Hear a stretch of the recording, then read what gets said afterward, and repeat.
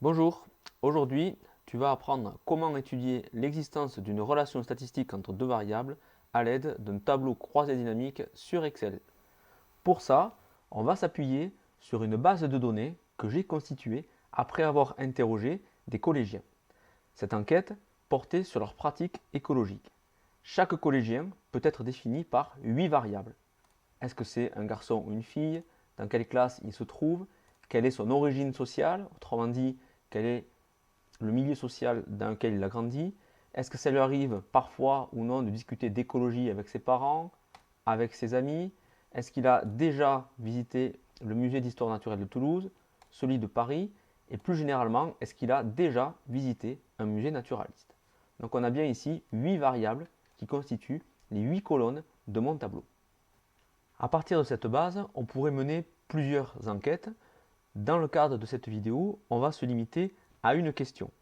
Est-ce que l'origine sociale des élèves, le milieu social dans lequel ils ont grandi, eh bien, est-ce que cette origine peut contribuer à expliquer le fait qu'ils fréquentent ou qu'ils aient déjà fréquenté le Musée national d'histoire naturelle de Paris?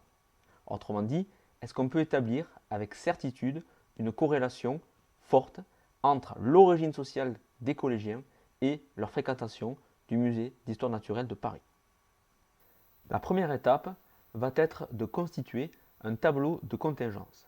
Un tableau de contingence, c'est un tableau à double entrée construit à partir de la base de données dans lequel on ne va retenir que les deux variables dont on veut tester la relation.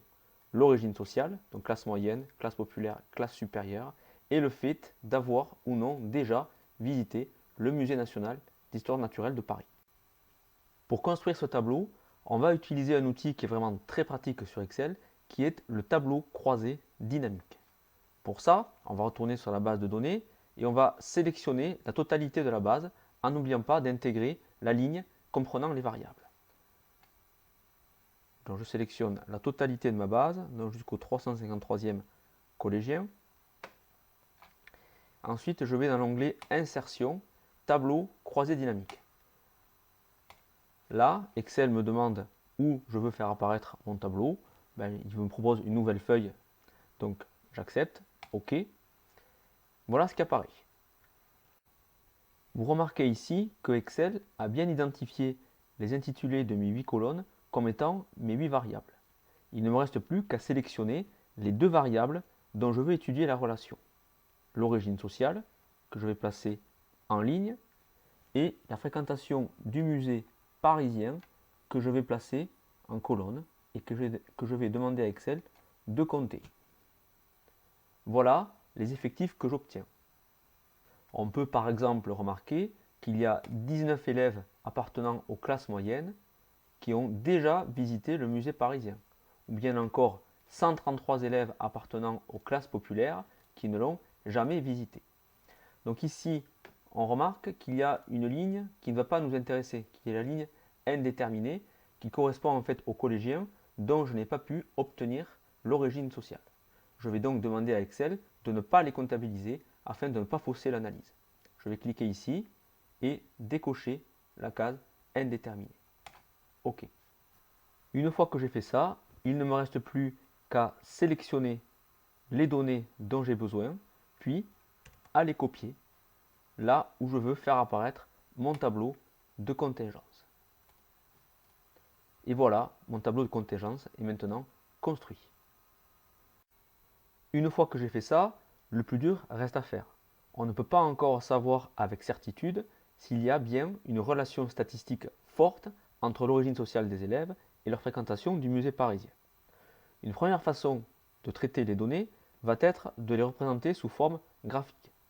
C'est ce que je fais ici. Alors l'avantage du graphique, c'est qu'on voit immédiatement l'information principale. Manifestement, les élèves issus des classes populaires ont beaucoup moins fréquemment visité le musée parisien que les élèves issus des classes supérieures. Plus exactement, seuls 7% des collégiens issus des classes populaires ont déjà visité ce musée, alors que c'est le cas de 31,6% des collégiens issus des classes supérieures. Donc on a une première idée, mais comment savoir avec certitude si cette influence que suggère ce graphique, est-ce qu'elle n'est pas accidentelle? On l'observe certes dans le collège étudié, mais est-ce qu'il est possible de généraliser et d'affirmer que, quel que soit l'endroit où l'on mènerait ce genre d'études, on observerait toujours que les classes populaires fréquentent moins souvent le musée d'histoire naturelle de Paris et qu'à l'inverse, ceux des classes supérieures le fréquentent plus souvent. Pour acquérir cette certitude, on va procéder à ce que l'on appelle un test statistique. Le plus connu de ces tests est le test du Qui-2. Il n'est pas question, au niveau du lycée, que vous sachiez précisément effectuer ce test.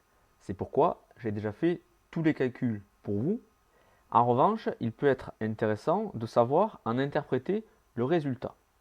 Le chiffre qui va vous intéresser ici, ça va être celui-là, celui que j'ai écrit en rouge. Ce chiffre, c'est le Qui-2, c'est la valeur qu'il va nous falloir interpréter. Ce qu'il faut bien comprendre, c'est que plus ce chiffre est élevé, plus on pourra affirmer avec certitude que l'origine sociale explique la fréquentation du musée parisien. D'où cette question, comment savoir si ce chiffre est élevé ou non? Pour le savoir, on va se reporter à la table de Qui-2 dont je vous ai mis ici un extrait. Ce qu'il faut regarder d'abord, c'est de combien de lignes et de colonnes se compose notre tableau. On a 1, 2, 3 lignes, 1, 2 colonnes. Autrement dit, 3 lignes moins 1, ça fait 2, 2 colonnes moins 1, ça fait 1. Nous avons donc ici ce qu'on appelle 2 degrés de liberté. En multipliant le nombre de lignes moins 1 par le nombre de colonnes moins 1, on sait dans quelle ligne de la table de contingence est-ce que nous devons regarder. En l'occurrence, ici, ce sera la ligne 2. Je vais maintenant chercher, dans la deuxième ligne de ma table, quelle est la valeur qui se rapproche le plus de la valeur du Qui-2 que j'ai calculé. Le Qui-2 calculé est approximativement de 22,70. On le voit, c'est donc dans la dernière colonne de ma table que je vais retrouver la valeur qui se rapproche le plus de mon Qui-2 calculé. Je peux donc affirmer qu'il y a 0,001% de chance de me tromper, approximativement, en affirmant que l'origine sociale des collégiens explique leur fréquentation du musée parisien. Donc le risque de se tromper est extrêmement faible. On peut affirmer avec une quasi-certitude qu'on observerait le même phénomène dans n'importe quel établissement.